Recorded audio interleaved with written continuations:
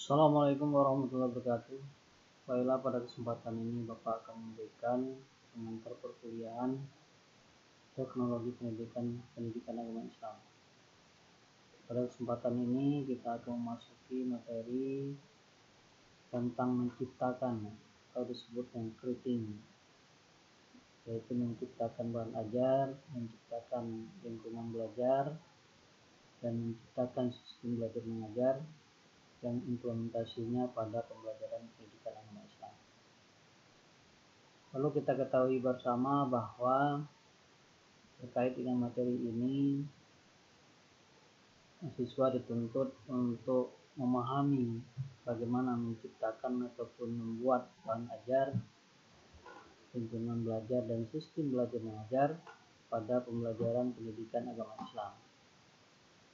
Terkait dengan hal tersebut, di sini Bapak akan coba untuk melakukan share screen tentang materi yang akan kita bahas pada kesempatan ini. Nah, terkait dengan materi yang akan kita bahas pada kesempatan ini yang menjadi indikator pencapaian kompetensi, di mana mahasiswa harus mampu menjelaskan bagaimana menciptakan bahan ajar pada pembelajaran PAI, kemudian menciptakan lingkungan belajar pada pembelajaran PAI, dan yang terakhir menciptakan sistem belajar mengajar pada pembelajaran PAI. Terkait dengan hal tersebut, perlu kita ketahui bahwa tidak ada proses atau sumber daya yang dapat kita gunakan di dalam proses pembelajaran PAI itu sendiri, kecuali ada seseorang yang pertama menciptakannya.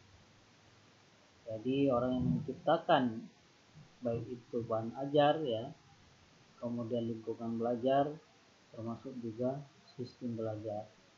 Dengan adanya yang menciptakan bahan ajar, kemudian lingkungan belajar, dan sistem belajar mengajar, disitulah kita akan mencoba untuk memanfaatkan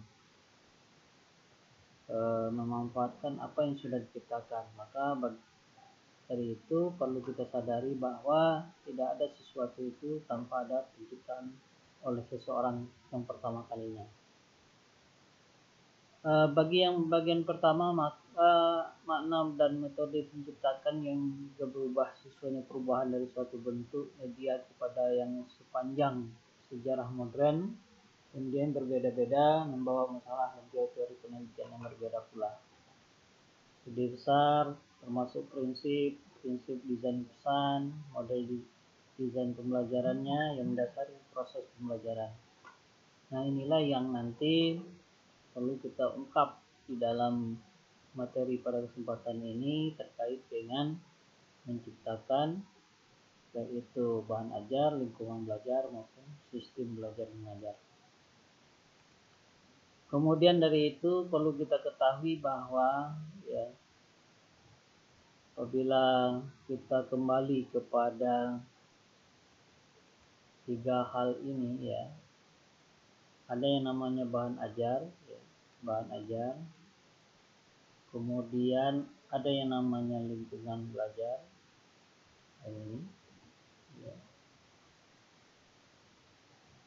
kemudian ada yang namanya sistem belajar mengajar.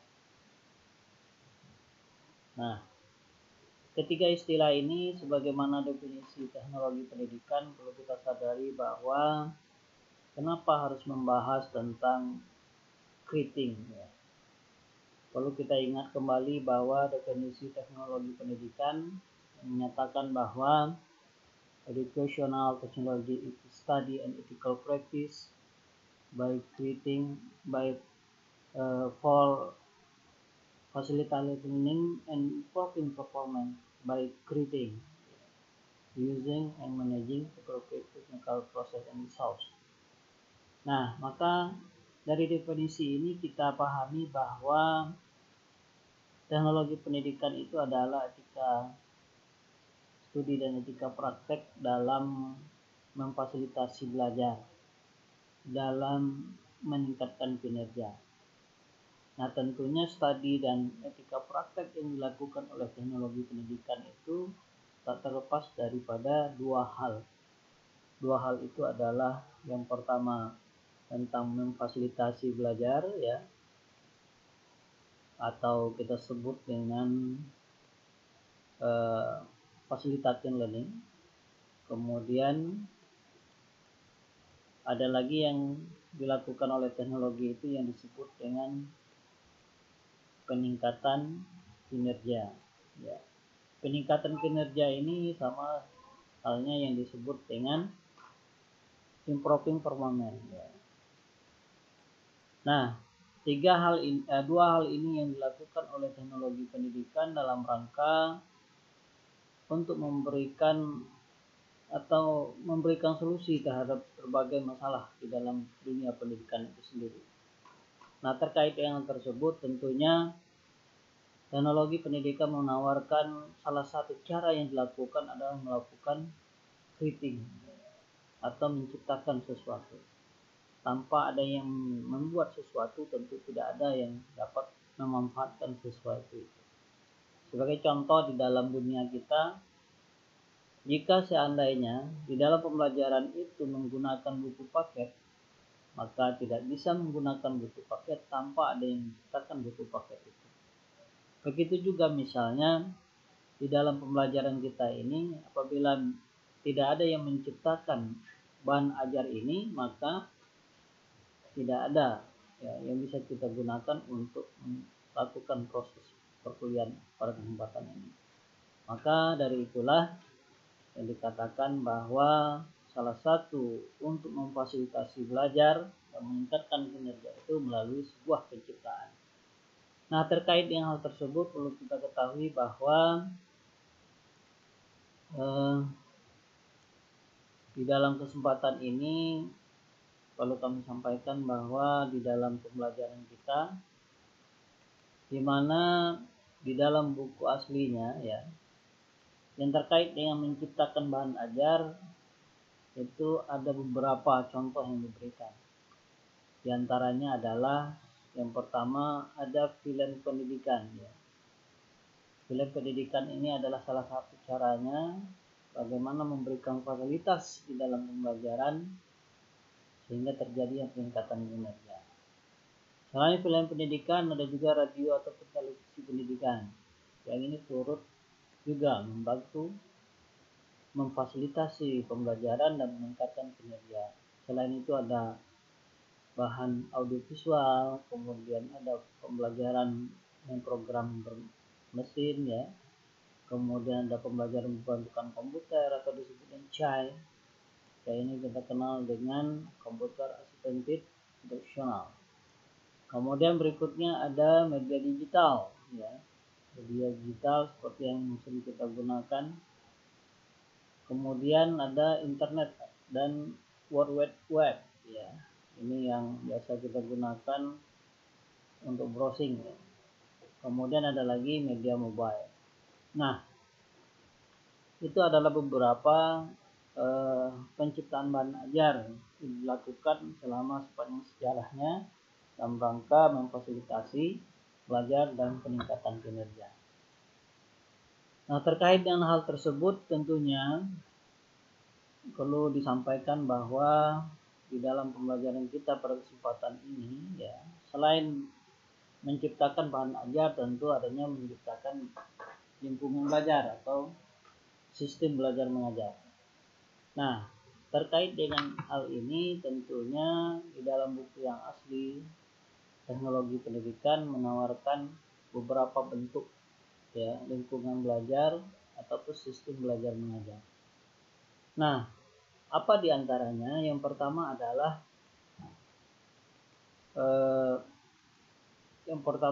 model ID ya. Yang ini ada beberapa kegiatan yang dilakukan ya. Di antaranya ada tahap yang disebut dengan design ya, design. Kemudian ada tahap development ya. Kemudian ada tahap evaluation. Nah, ada 3 tahapan di dalam sistem belajar mengajar atau lingkungan belajar yang ditawarkan oleh model ini yang dapat dimanfaatkan dalam rangka memfasilitasi belajar dan meningkatkan kinerja. Nah, tentu ini melalui tahap-tahapan tertentu ya. Seperti yang kita ketahui bahwa di sana kita menggunakan model ID atau disebut dengan Institutional Development apa kepanjangannya ini. Kemudian di dalam 3 tahapan ini perlu Bapak sampaikan bahwa kegiatan pertama dilakukan adalah mengidentifikasi masalah. Untuk mengidentifikasi masalah ini ada yang disebut dengan assess need ya, menganalisa kebutuhan, ada melakukan establish prioritas, kemudian ada state problem, langkah-langkah problemnya seperti apa. Setelah masalah itu teridentifikasi, kemudian dilakukan analisis pengaturannya, apa yang dibutuhkan di dalam menciptakan lingkungan belajar dan sistem belajar mengajar. Nah, terkait dengan ini itu berhubungan dengan analyze setting. Ini bisa kita lakukan dengan cara ada yang disebut dengan audient, ada kondisional, kemudian ada founder source. Nah, 3 hal itu merupakan bagian dari kegiatan analyze setting dengan menggunakan model ID di dalam pembelajaran. Selanjutnya di dalam tahapan yang sama, tahapan pertama di dalam menggunakan model pembelajaran ID ini ya, itu dengan langkah kegiatan dengan organized management, di mana untuk melakukan langkah ketiga ini kita harus temukan tasknya apa ya, kemudian responsibilities-nya apa, kemudian timeline-nya apa. Nah, dari ketiga itulah nanti kita akan mencoba untuk mengordinasi pengelolaan dari sistem belajar yang akan dikembangkan. Karena berangkat dari 3 langkah ini barulah kita akan menuju kepada tahapan yang kedua disebut yang develop ya, atau pengembangan. Nah, pengembangan ini apa yang dilakukan? Yang pertama adalah mengembangkan identifikasi objek yang menjadi sasaran di dalam pembelajaran ini. Kemudian kita akan mencoba merumuskan apa metode secara spesifik. Kemudian nanti juga kita harus menentukan bagaimana prototype di dalam pembelajaran ini. Nah, itu 3 langkah yang ada pada tahapan yang kedua. Sementara untuk tahapan ketiga yaitu evaluate ya atau evaluation di dalam pemanfaatan model pembelajaran ini dapat dilakukan melalui tes prototype ya, kemudian bisa juga melakukan analyze result dan implementing cycle ya, cycle. Nah, ini beberapa kegiatan yang dilakukan apabila kita memanfaatkan model ID di dalam pembelajaran. Nah, tentu ide ini ada yang menemukannya. Kenapa? Tanpa bisa kita menggunakan ide di dalam pembelajaran ini kalau seandainya tidak ada yang menciptakan model pembelajaran ini. Nah, selain itu juga teknologi pendidikan menawarkan kepada teknologi di dalam memfasilitasi belajar dan meningkatkan kinerja, baik itu kinerja individu, peserta didik, kinerja guru maupun desainer pembelajaran, yaitu dengan melakukan atau menerapkan model pembelajaran EDI ya. EDI itu ada 5 langkah kegiatan pembelajarannya ya. EDI itu dari singkatan ada analyze, design, kemudian development, implementation, dan evaluation. Nah, kegiatan dari ini semua ini merupakan bagian dari langkah di saat kita menggunakan ADI di dalam pembelajaran. Nah, tentunya model ADI ini tidak bisa kita gunakan apabila tidak ada yang menciptakannya.